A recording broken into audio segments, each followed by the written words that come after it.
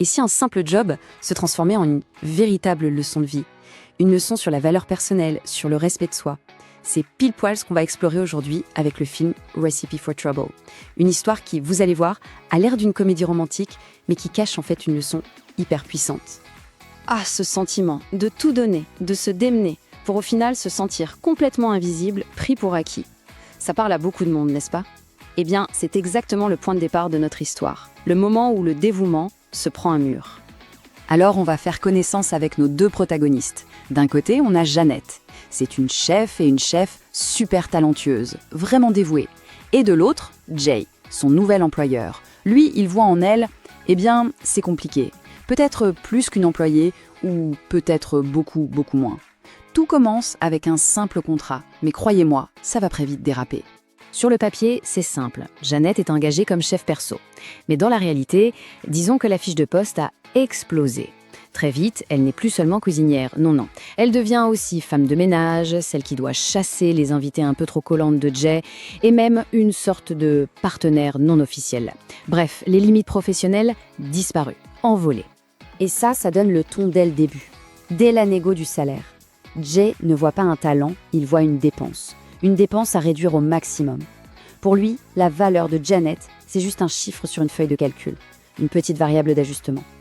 On sent déjà le respect. Bon, on l'a vu venir, et c'est là que les choses se gâtent sérieusement.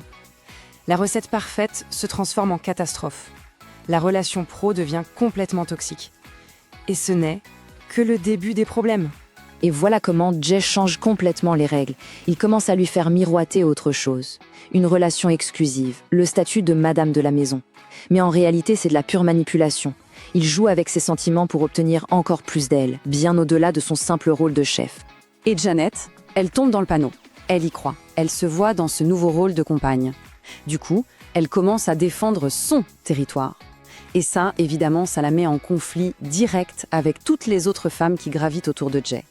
Le résultat, c'est le chaos. Un chaos total et permanent. Et là, on arrive au point de non-retour, le moment le plus dur. Une fois que Jay a eu ce qu'il voulait, il la jette. Vraiment. Il la rabaisse de la manière la plus brutale qui soit. Il lui rappelle qu'elle n'est qu'une cuisinière, qu'une femme de ménage. Toute la valeur, toute l'affection qu'il avait fait semblant de lui donner, pouf, effacée. C'est une humiliation totale. Mais c'est souvent quand on touche le fond qu'on trouve la force de remonter. Et c'est exactement ce qui a à Jeannette. On arrive au tournant du film, le moment où elle s'arrête, elle regarde sa vie, et elle commence enfin à se demander ce qu'elle vaut vraiment. Voilà, c'est le déclic, le point de rupture, le moment où Jeannette se dit « c'est fini ». Le manque de respect, c'en est trop. C'est la goutte d'eau qui fait déborder le vase. Et là, c'est sa grande prise de conscience. C'est un moment super fort. Elle se rappelle qu'elle a un talent, un vrai savoir-faire. Elle a une valeur, bien au-delà de ce que Jay lui a fait croire. Alors elle décide de reprendre sa vie en main, de se construire un avenir digne de ses compétences, loin, très loin de toute cette humiliation.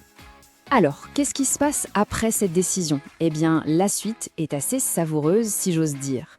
On va voir un contraste saisissant. D'un côté, l'ascension fulgurante de Jeannette, et de l'autre, la chute libre de Jay. Et regardez-moi ça, Jeannette ne perd pas de temps, elle prend son talent et elle en fait une vraie entreprise. Jeannette Kitchen for Life. Elle fait traiteur pour des événements, elle livre des repas, elle prend des commandes spéciales, son carnet de commandes explose. Elle ne dépend plus de personne, c'est ça sa vraie revanche. Et quelle revanche! Et Jay, pendant ce temps? Ah, chez Jay, c'est une autre histoire.